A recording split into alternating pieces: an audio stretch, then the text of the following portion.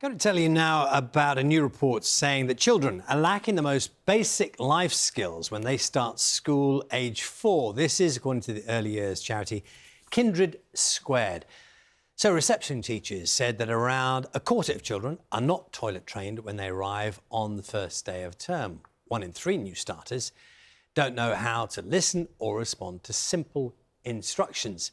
And as a result, teachers say they're losing almost 2.5 hours of lesson time each day. Breakfast Jamie Cuppin has been speaking to teachers and parents to find out more. Isabel Grace, I see. Should children get ready for school when parents buy their first uniform? How old is she? She's 9 weeks. Or should they get ready here? Yes, Sophia. 9 months next week. Today, a survey of teachers say a third of children are arriving at school not ready to learn. Because at this stage, too many haven't learnt the basics. There's a misconception because when you say school readiness, you kind of assume we're talking about the academic.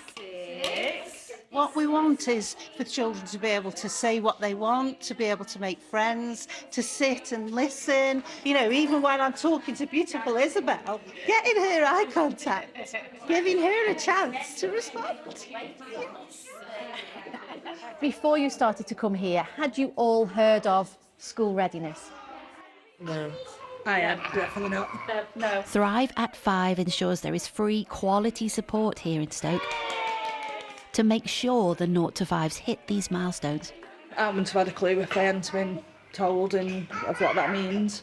You think, oh, that's obvious, they need to learn how to use the toilet and stuff, but you know, like the nursery rhymes, doing the codes, sharing, looking at books and things like that, they're maybe not the things you think of. Here they don't believe a lack of school readiness is down to bad parenting. Do you think parents need to step up and be more aware of the responsibilities on them, not just teachers? I think that, Instead, they think the problem is a lack of clear guidance. I think that parents don't know what they don't know. Do they need to step up? No. Do us as professionals need to make sure they have got the right information at the right time? That's what we need to do to solve the problem. Morning. When does he start in school? September. I think he's ready to go. I think for me it's about having them ready emotionally, you know, being able to recognise words and colours and letters. Okay, preschool, are we ready to get time jackets? In nurseries like this in Salford, they drill down on the basics. Something as simple as zipping your own coat up. Potty training is sometimes a big one of them. That's being school ready to be dropped off at the gates in a new environment. And they believe at this stage it is a partnership with parents. Honestly, I don't think people realise how important it is. Oh my goodness! They'll come in and they'll say, my child's not writing, they're not writing the name, but there's so much more than that. That comes first, and that is vital to children's development. Can you tell the camera your name? Ella. Arriving in reception is where the academic work begins. My name is Daniela. Here at Oakfield Primary in Rugby, they reach out to parents months before these children arrive Marley. to make sure the basics are mastered and they are ready to learn. Of course, our job is to teach, and that's what we want to do. Kangaroo! Kangaroo! But today's survey suggests some teachers are losing 2.5 hours of teaching time every day when there are problems. Give me a thumbs up. Thumb! Some parents, like Daisy, feel they have been let down by a lack of support before school starts. Since COVID, I've not seen my health visitor. I've had, you know, my little girl's 3 and she's done all of her reviews over the telephone. So if you've done one, get another one. There used to be a real sense of a village when bringing up children, and I think that village over years and through societal pressures has slowly broken down, and I think that's probably where we're seeing some of those statistics. The government's aim is that 3/4 of children should be ready to learn when they start school. It will take a village to make that happen. As a society, we need to address it because essentially we want our children are going to be the ones who help us in society later. They're going to become doctors, nurses, so we want to give them the absolute best start and invest in them. Essentially, it's why we're here doing this job. Jane McCubbin, BBC News. So we're joined now by Felicity Gillespie, Director of the Early Years charity Kindred Square. Their report, of course, also head teacher Mungo Shepherd. Very good morning to both of you. Worth saying in the mix, both parents of children, and you're now a grandmother of children who are very much in this age grade, 5 and 3. So, you know, it's a lived experience as well. Head teacher, I'd like to know, what are you seeing that has changed?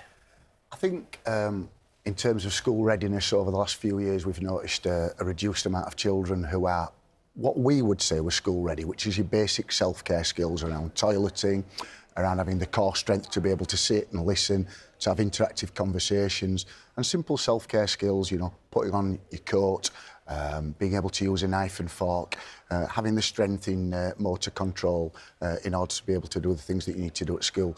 So it's a lot of the skills that you need before you come to school that we would expect children to have that unfortunately they're arriving without. Help me with this, Margot. Yeah. So a child comes to school and is displaying a lot of the things you talked about, which seems quite extraordinary in a way, but you're seeing it for real. Yeah. What do you do next?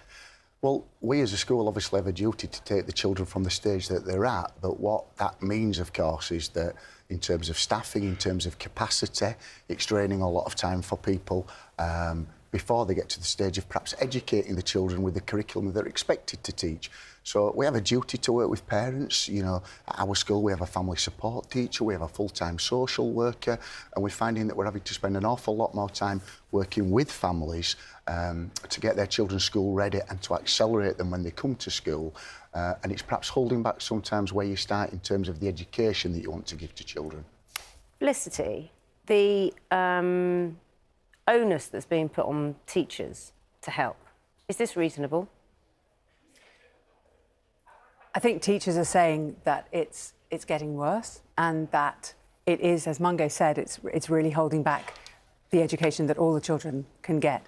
Because if teachers are losing 2.5 hours a day of teaching time, that doesn't just impact the children who are needing to be caught up, it's also impacting the rest of the class. And we know from teachers in the survey that the ripple effect goes right through primary school and through secondary education. 40% of the gap we see at 16 at GCSE is in place by 5. So I think the message really for parents to understand is that what happens in the early years, the school readiness issue, is absolutely critical, not just to how they do in reception, but it's how they do in school and how they do in the rest of their lives. You know, all good things start in the early years. Has it got worse? Is this a modern day phenomenon? Yeah, I would say so. We were talking about a few different factors for that. I mean, we don't want to put too much emphasis on COVID, but I think we've got to understand that the children who are 5 now were born in 2020 and into 2021. A lot of the opportunities that might have previously existed for families to get together, for mums to go to groups to find out and network with other people about what they're doing right and wrong weren't there. And a lot of these children and families were in isolation at the start of their lives, whereas they would ordinarily be doing things together.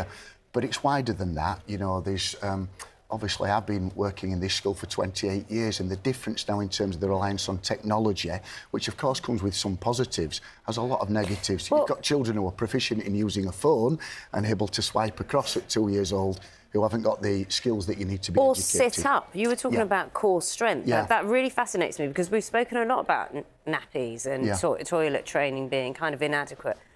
Not being able to sit up. Yeah. How's that happened? If you speak to anybody up and down the country, it's something that is absolutely critical. It's about having that core strength to sit, but also to focus and listen. And I think what education professionals So would what's say, not happening at home if they're not able to sit up in class? I would imagine that over the last few years, and you see it in society, there's a lot less conversation, a lot less interactivity in traditional means, a lot more reliance on devices. There's children not having the experience that they previously had. And so actually being able to take turns, being able to speak and to listen, and all those basic skills that perhaps our generation took for granted are the things that you need in order to be able to learn. And schools are having to teach a lot of those skills that you would expect children to arrive with. As you know what, Felicity, I'm sure a lot of people listening to this will be nodding, hearing what Margot is saying there. In the same breath, people don't like being lectured. No. People do not like being criticised. It's sensitive to talk to someone about parenting. It is tricky. And it is. I mean, I'm assuming you probably had first-hand experiences. That conversation saying, can we have a chat about this? That is not easy without sounding like you're sneering at someone or you're talking them down. Judging, yeah. I think there's always going to be people that want to blame parents. There's always going to be people that want to blame, you know, the government, cuts in health visitors and Sure Start and whatever. And I think what we lose sight of in the middle of this is the needs of children. And that actually, if we can get past the sort of the squeamishness we have about talking about parenting and talking about the importance of the early years and talk about the needs of children. What do parents need from their parents? What do children need from their parents? What are the services that parents need to be able to access in their communities to be able to be the best parents that they can be to their children in those critical early years? Then I think we start to unlock this sense of paralysis that we have about talking about parenting. Okay. Because it's uncomfortable. Mungo, you'll have sat opposite someone and had to say those, you know, that initial thought, you know, let's talk about. Yeah, and as Felicity said, I think it's multifaceted. We can have those conversations with parents, we can support them. I think having clarity about what schools would like from them as parents before the children come is very important. But also, Felicity mentioned, we must also understand that parents need that support in their communities. And if they don't have the services to access to support them to achieve some of those skills, then they're not going to get there. A lot of this, of course, is on parents. We're all parents. We had to do things with our children, but none of us knew how to be a parent. You don't have a handbook. And I think having some clarity about what's going to support your child in the early stage of life, but also having the services around those children and families in order to make that happen, is going to support everything in terms of a child's education, but also our society. Because the babies who are being born today and the children of the next few years are going to be the adults and the workers of tomorrow. And we've got to invest through finance, but also through time and services in our youngest children if we want to improve things. And if we can get past the sort of squeamishness and start giving clear, simple information about what being school-ready means. There isn't a single definition. If parents understand the expectations, if parents understand, for instance, that the problem with giving your child a baby a screen, is that you are, you know, the work of the baby's brain development is interactive. It's about the relationship and the attachment they have with their parents and carers. And so if you give a child a screen, then all they're getting is a one-way, they're on receive mode, and they're losing that interaction, which is how they develop. And so it's getting really simple information out to parents and saying, most of what you're doing is right, just do more of it, but understand that these are the things that you should be practicing. You're not these are the things you should be doing. You're not interacting just because you're playing a game. No. Because you're not getting that two-way conversation. We're very committed now as a profession. You know, we want to take children from younger and younger schools because we know we can impact. But in order for that to happen, there's got to be a serious conversation about how that's funded and how we make sure that that works properly. Very interesting.